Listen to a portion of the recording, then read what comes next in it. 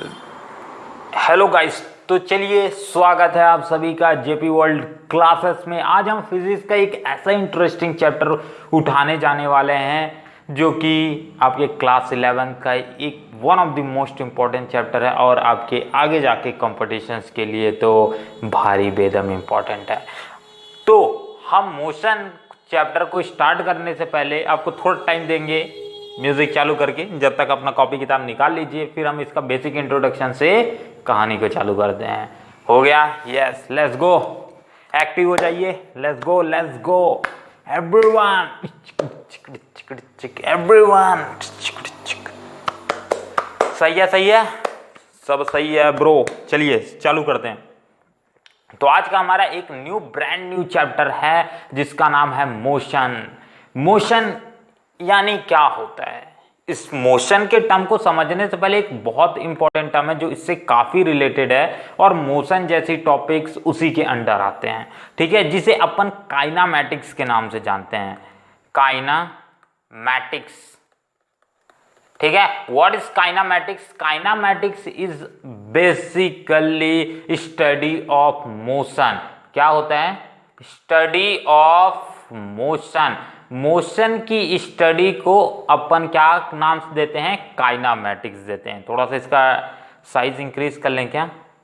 चलिए जी, सही है, काइनामेटिक्स का नाम देते हैं। तो जितने भी हम मोशन, यानी हम एक जगह से दूसरी जगह गए या कोई भी चीज किसी भी रिस्पेक्ट में मोशन में है, रेस्ट में है या किसी चीज को ऑब्जर्व कर रही है, हम वो सारी की सारी स्टडी काइनामेटिक्स के अंदर करते हैं। तो ऑल थ्रू आप काइनामेटिक्स को इन डिटेल चैप्टर को स्टार्ट करोगे क्लास 11 में, बट इसका एक बेसिक जो हमारे लाइफ टाइम के लिए बहुत इंपॉर्टेंट है सभी लैंग्वेजेस के लिए, वो है मोशन, ठीक है। एक अच्छी अंडरस्टैंडिंग बनाने के लिए, नॉर्मल एक्टिविटीज को परफॉर्म करने के लिए, बेटरली परफॉर्म करने के लिए और कुछ ऐसी चीज़ों को समझने के लिए जो एग्जाम पॉइंट ऑफ व्यू से काफ़ी इंपॉर्टेंट है और आपके रियलिस्टिक लाइफ से भी, ठीक है।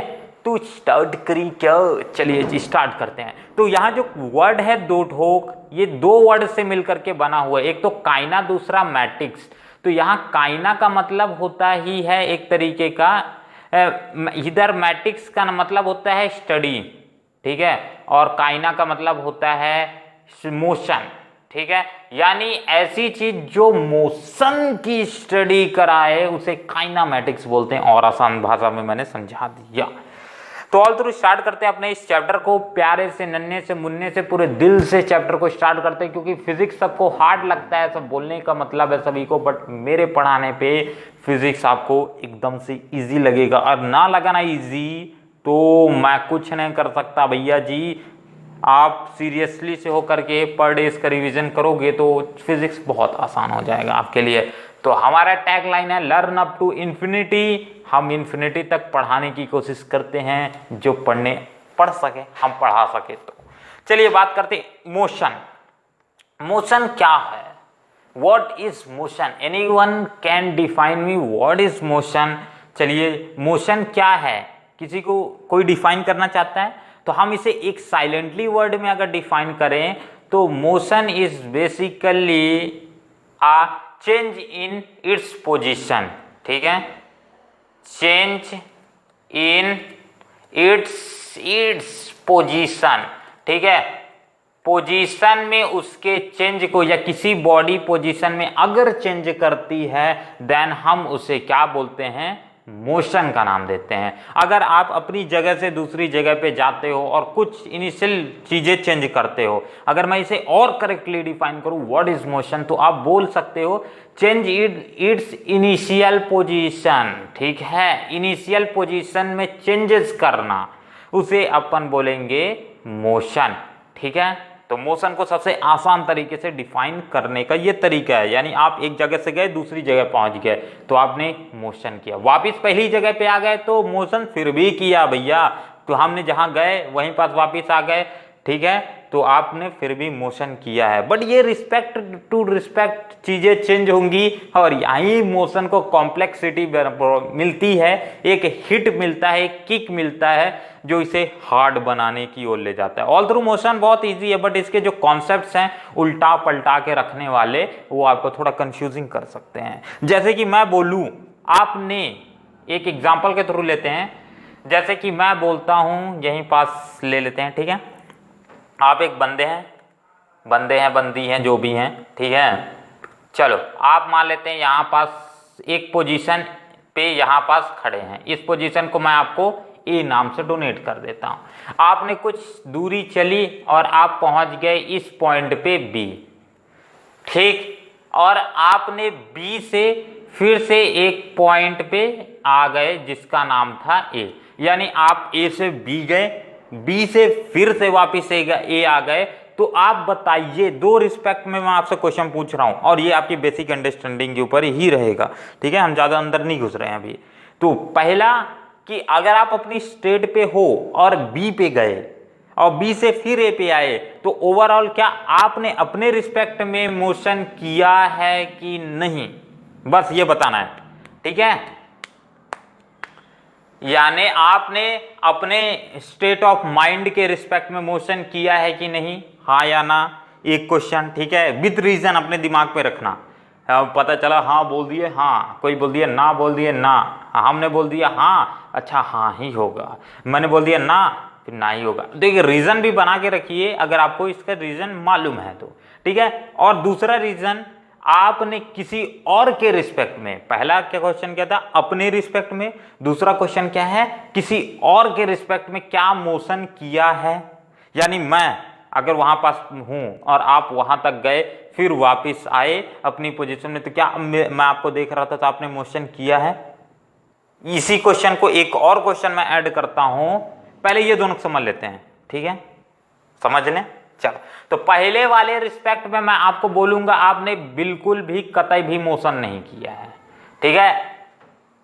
एक बात ध्यान रखना, इंसान कभी खुद के रिस्पेक्ट में मोशन नहीं कर सकता है। यानी आपने बोला कि मैं यहां से रीवा गया और रीवा से वापस आया, मैंने कुछ मोशन किया है, मैं बोलूंगा आपने कुछ मोशन नहीं किया है। क्यों नहीं किया है? क्योंकि इंसान विथ रिस्पेक्ट टू हर मोशन नहीं कर सकता, वो विथ रिस्पेक्ट टू ग्राउंड होगा या with respect to any other person motion होगा, बट विथ रिस्पेक्ट टू हर मोशन नहीं होगा।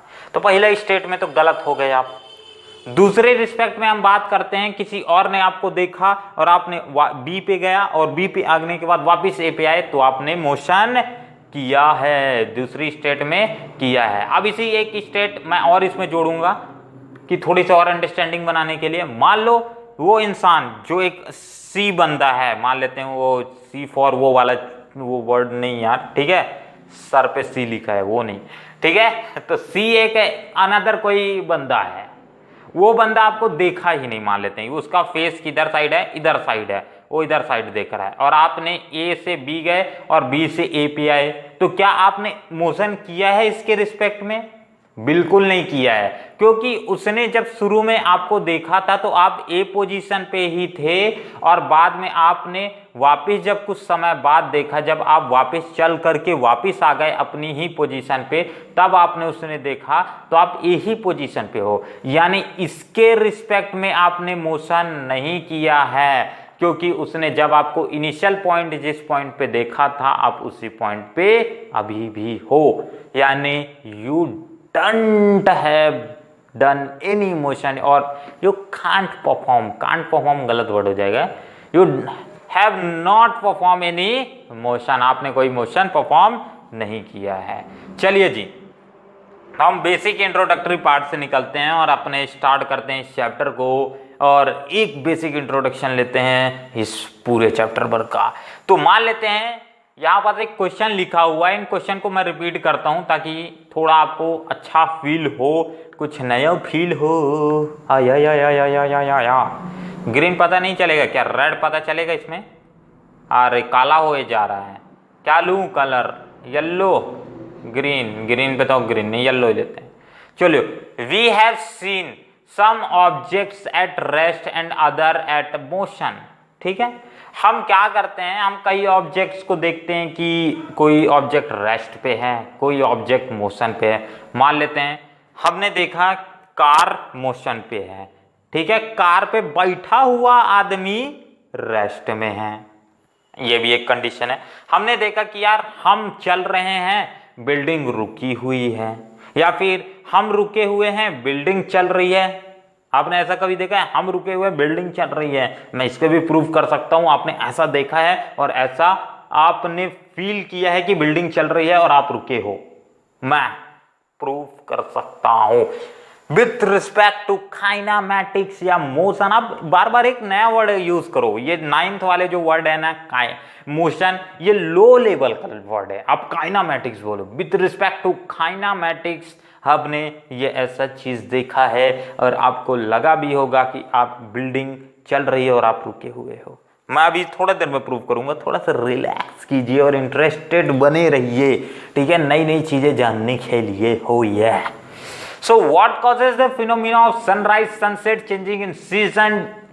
Is it due to the motion of earth, or if it's true, why don't we directly perceive the motion of earth? ठीक है, तो question हमसे बोलता है यार कि हमारे चारों तरफ सनराइज हो रहा है, ठीक है, सनसेट हो रहा है और सीजन में चेंजेस हो रहे हैं, कभी समर है, विंटर है, फिर मॉनसून है, इस तरीके से सीजन्स आ रहे हैं।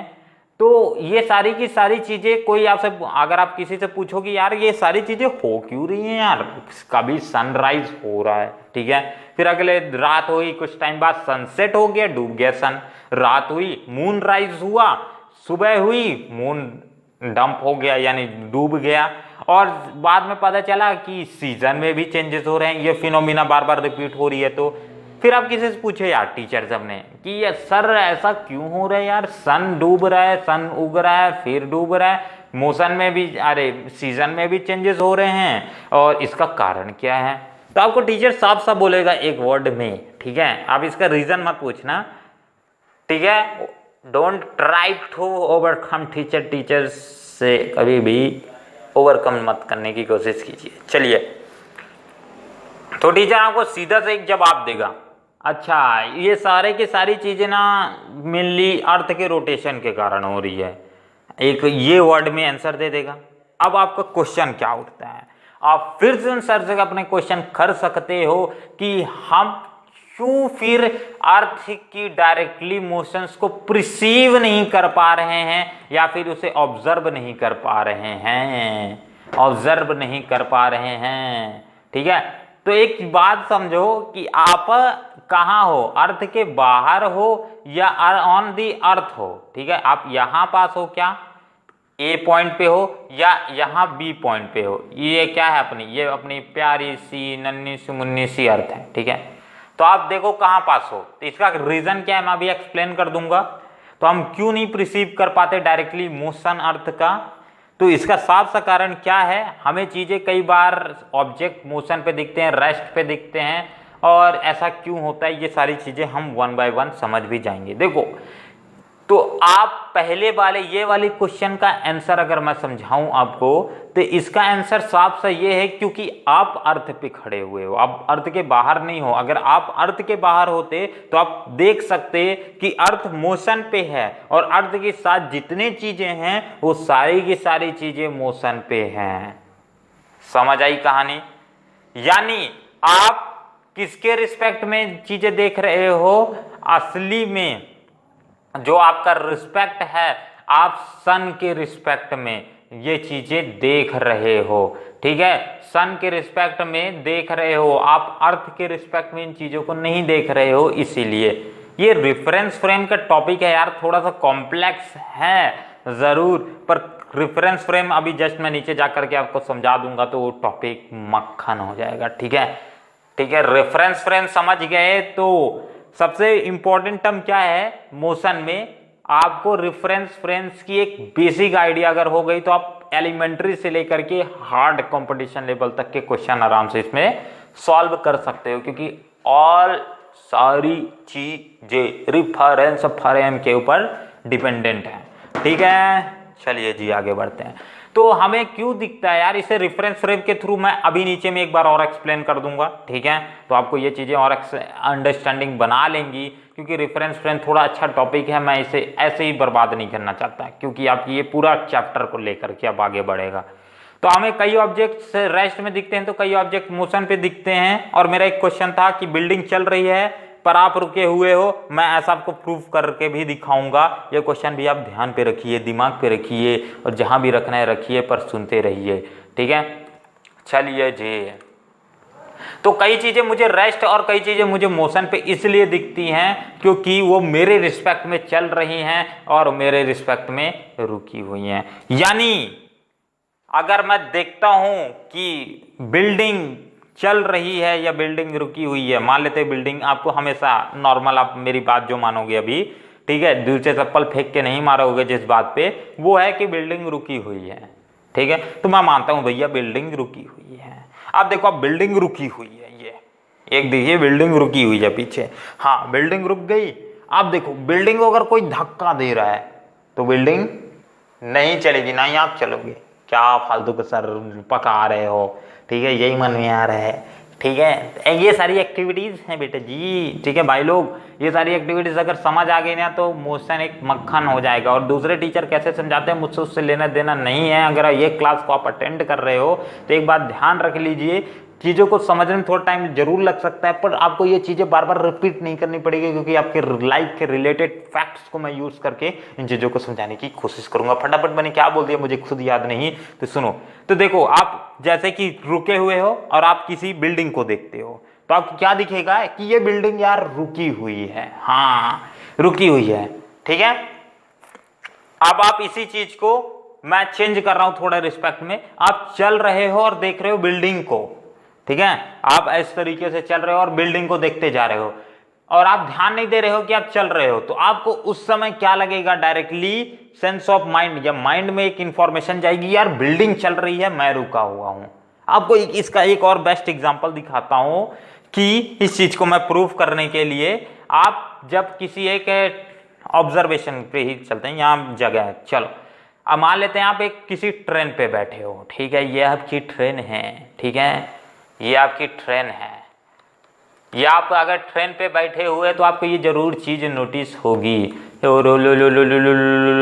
ट्रेन टी ऐसी आवाज आती है, नहीं पौ ऐसे, ठीक है। ट्रेन पे बैठे हो और आपके इस बगल से ट्रेन अभी क्या है, अभी मैं इस ट्रेन को स्टॉप कर दे रहा हूं, ठीक है, रुकी हुई है, और आपके इधर ही बगल से क्या हो रहा है, इधर साइड से एक दूसरी ट्रेन बी जा रही है, ठीक है, इधर साइड जा रही है और आप रुके हुए हो।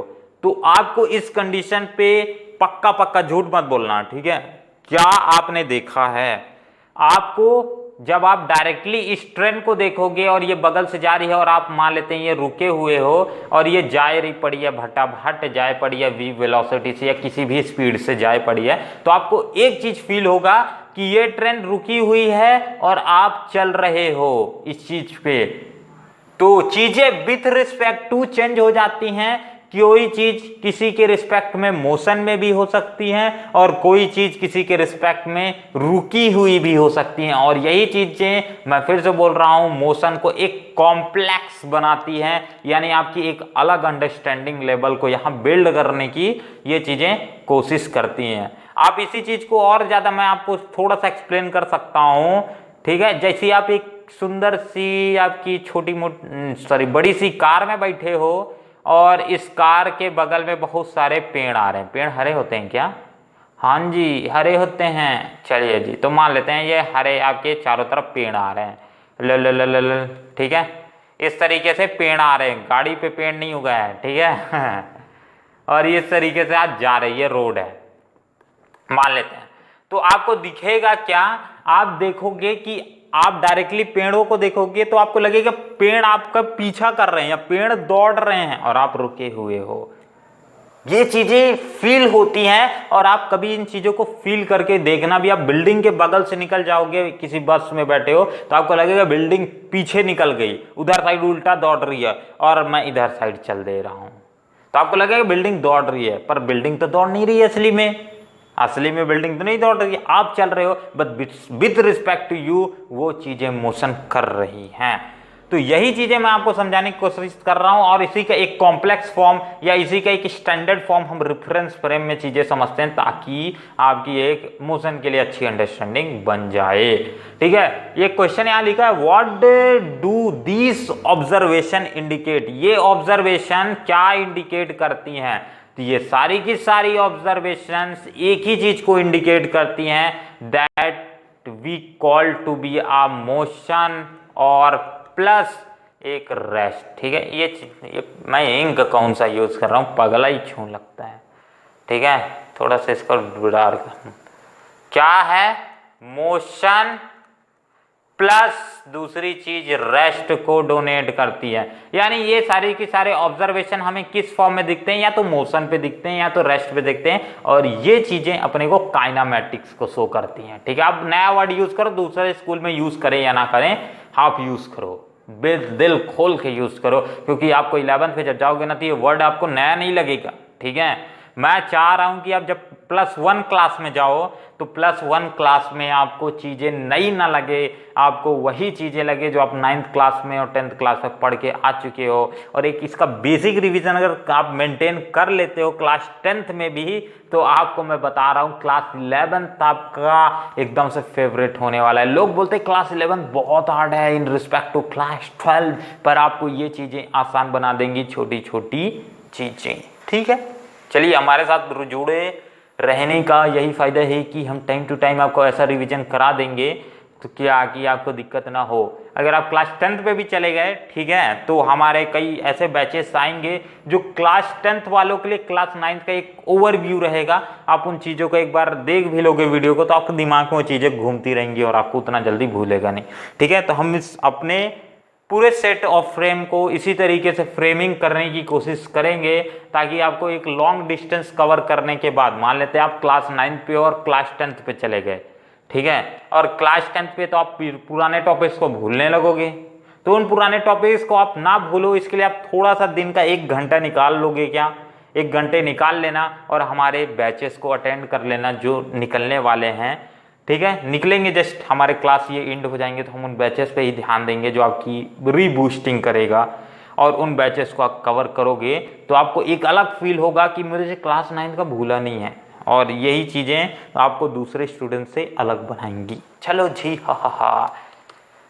तो ये ऑब्जर्वेशन समझ आ गया एक चीज़। अब एक यहाँ एक्टिविटी दी गई हुई है, या फिर आपको इसे ग्रुप में या फिर आपने फैमिली मैटर बोल रहा हूँ, फैमिली मेंबर्स जो होंगे उनके साथ आपको इसको डिस्कस करना है। ठीक है, प्लीज यार अपने बड़े भाई छोटे भाई जो भी होंगे आपके साथ, उनके साथ से भी इस आइडिया को एक बार डिस्कवर कीजिएगा। ठीक है, मैं आपको रिपीट कर देता हूँ, इस क्या बोल रहा है ये, think and act, we sometime are endangered by the motion of object around us, especially if the motion is erected and uncontrolled and observe in a flooded river।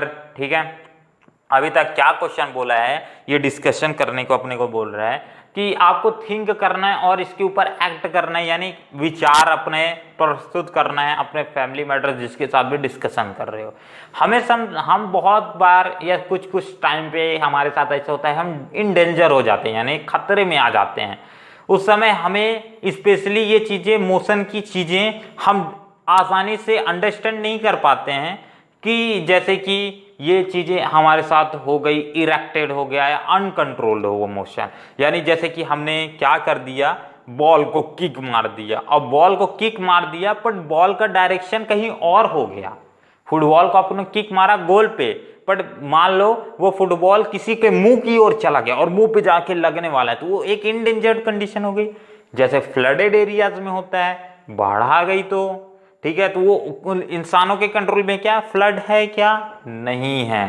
ठीक है, सुनामी हो गया, इसी के एक अनदर एग्जांपल दिया है, tsunami आ गई यानी समुद्र में बाढ़।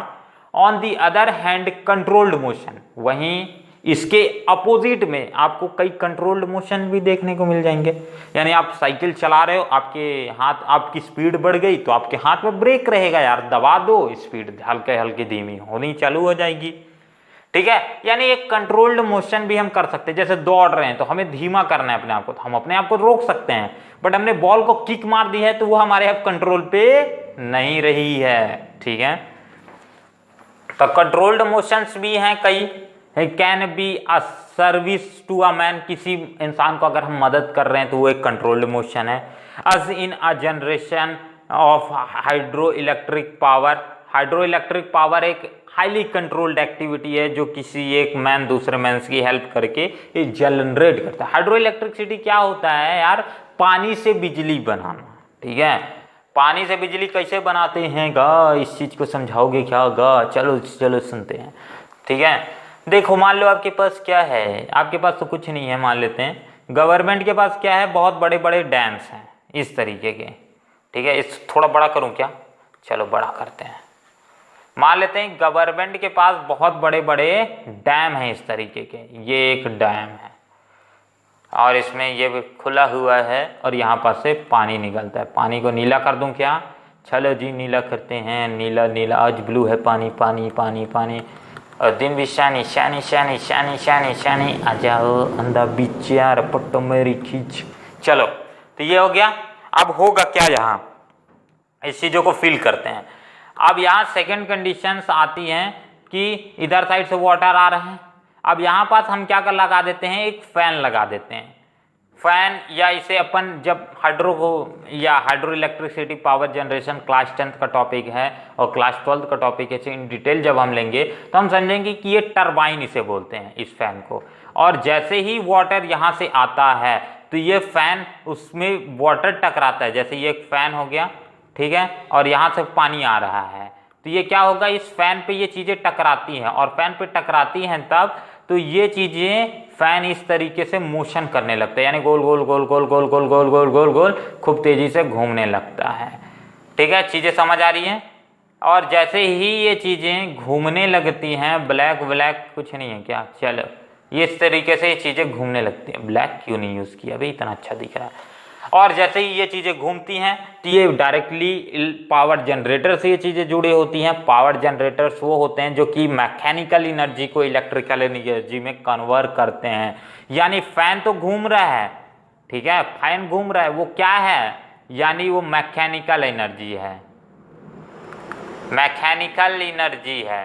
ठीक है, इस एनर्जी को किसमें कन्वर्ट करते हैं, जनरेटर्स, ये कन्वर्ट करते हैं इसे इलेक्ट्रिकल एनर्जी। इलेक्ट्रिकल एनर्जी में तो समझते हो ना, ठीक है, इलेक्ट्रिकल एनर्जी में, और इस इलेक्ट्रिकल एनर्जी को हम फर्दर स्टोर कर लेते हैं और इसे इलेक्ट्रिसिटी की तरह यूज करते हैं। एक शॉर्ट ओवरव्यू दे दिया मैंने हाइड्रो इलेक्ट्रिक पावर का। ठीक है, तो हम ये हाईली कंट्रोल्ड हैं। If feels necessity to study the erect motion, जो अपने कंट्रोल में नहीं है ना, वो उसे बोला जा रहा है इरेक्ट मोशन। ठीक है, erect motion and of some object and learn control them. तो क्या आप कुछ ऐसे नेसेसिटीज स्टडीज कर सकते हो या कुछ ऐसे बेसिक आइडियाज लगा सकते हो जिससे आप जो मोशंस को कंट्रोल अभी नहीं कर पा रहे हो उन मोशंस को कंट्रोल कर सको। तो इस विचार को आपको सोचना है, क्योंकि ये मैं चाहता हूँ आप पक्का सोचिए, पक्का प्लीज़ यार, प्लीज़ सोच लेना यार इसको। एक आखिरी एक क्वेश्चन आपको मैं दे रहा हूँ और क्लास लेक्चर को यहीं एंड करते हैं। अगले टॉपिक में हम रेफरेंस फ्रेम स्टार्ट करेंगे, बट ये क्वेश्चन को आप एक बार ध्यान दे लेना, क्योंकि इससे आपकी अंडरस्टैंडिंग लेवल एक अलग बनेगी यार। देखो आपके पास बहुत सारे ऐसे मोशंस होंगे जो इंडेंजर्ड होंगे, यानी आप उसे हाईली कंट्रोल नहीं कर सकते खुद से। जैसे कि कार का ब्रेक फेल हो गया, ठीक है, अब आपके वो कंट्रोल में नहीं है, ये इंडेंजर्ड है, यानी इरेक्ट मोशन है। तो हम उसको लर्न कर सकते हैं क्या, कि उस मोशन या उस टाइम पे भी हम उसे कैसे कंट्रोल कर सकते हैं। जैसे कि मैं आपको कार वाला बता दिया, तो कार का मैं एक एग्जांपल बताता हूँ। आपके पास अगर कार है, उसका ब्रेक फेल हो गया है, तो जियो नेट पे जाना और मस्त मस्त वीडियो देखना, वहाँ बता देते हैं यार कि कैसे कार रोका जा सकता है। मैं एक आपको आइडिया बता देता हूँ, फिलहाल वहां मत जाने की जरूरत नहीं है। कार आप चला रहे हो इस तरीके से, कार का ब्रेकर फेल हो गया, अभी आप मत चलाना कार, ठीक है, लाइसेंस मिलेगा तभी। पता चला गलत बात सिखा रहा है, पापा कार चाहिए, मुझे कार चलाना है, कार चलाना है, ठीक है, वो नहीं, ठीक है, अभी साइकिल चलाओ। जैसे कि आप चला रहे हो, अब इस चीज को कैसे रोक सकते हो, बाइसिकल ही चला रहे हो, मान लो कार से अब गिराते हैं, थोड़ा लेवल कम है यार, पैसे नहीं है, साइकिल चला रहे हैं, हाँ साइकिल में ब्रेक फेल हो गया आगे पीछे दोनों का, तो आप कैसे रोकोगे? तो आप इसका एक रोकने का तरीका है कि आप अपने साइकिल को ऐसे ट्विस्ट एंड टर्न्स करके मोशन करो, ऐसे करके कभी इधर जाओ कभी इधर जाओ कभी इधर जाओ कभी उधर जाओ। तो इससे क्या होगा कि आपकी जो फ्रिक्शन एनर्जी है वो बढ़ जाएगी। टायर्स और टायर है ये, और टायर और ग्राउंड के बीच में जो फोर्स प्रोड्यूस होता है उस फोर्स को हम फ्रिक्शन फोर्स बोलते हैं, और उस फ्रिक्शन फोर्स ज्यादा प्रोड्यूस होगा, पहले जितना प्रोड्यूस हो रहा था उससे ज्यादा होगा, और उससे ज्यादा होगा जब, तो ये चीजें रुकने के चांसेस ज्यादा बढ़ जाते हैं। तो एक ये तरीका हो गया। दूसरा तरीका यह है जान बचाने का, भैया साइकिल से कूद जाओ ज्यादा बचोगे, ठीक है। चलो जी, तो ये सारी चीजें मत करना।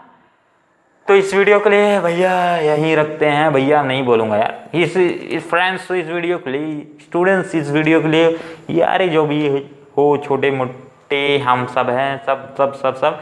तो इस वीडियो को यहीं तक रोकते हैं, और आगे वाले टॉपिक्स में हम रेफरेंस पॉइंट या रेफरेंस फ्रेम को समझेंगे, जो कि one of the best important topic है पूरे मोशंस को डील करने के लिए। तो फिलहाल इस वीडियो के लिए इतना ही रखते हैं, मिलते हैं अगले वीडियो, तब तक के लिए अपना ध्यान रखिए। जय हिंद, जय भारत। और डिस्क्रिप्शन में एक एक कमेंट बॉक्स में क्वेश्चन मिल जाएगा, उसका पिनअप होगा, आंसर दे देना, और वही क्वेश्चन है जो आपको ऊपर में मैंने दिया है, तो प्लीज प्लीज प्लीज उसको आप अपने आइडियाज जरूर कमेंट बॉक्स में शेयर करना। तो इस वीडियो के लिए इतना ही रखते हैं, और मिलते हैं अगले वीडियो पे। जय हिंद, जय भारत। अल्लाह बल्ला।